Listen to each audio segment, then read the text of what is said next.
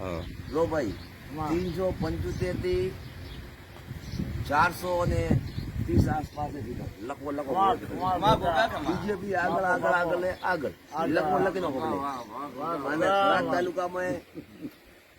2,75,000 vote થી કરી અને આગળ છે પછી રાજસ્થાનમાં તો 25 આવી ગુજરાતમાં 26 આવી લખીને વડોદરા પાકું 100% બીજેપી ને બીજેપી 100%.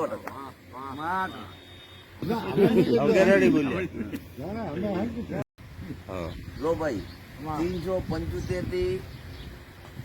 430 આસપાસ લખવો બીજેપી આગળ લખવો લખી નાખો અને થરાદ તાલુકામાં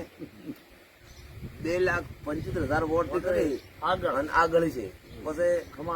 રાજસ્થાનમાં તો 25 આવી ગુજરાતમાં 26 આવી લખીને વડોદરા પાકું 100% બીજેપી ને બીજેપી 100%.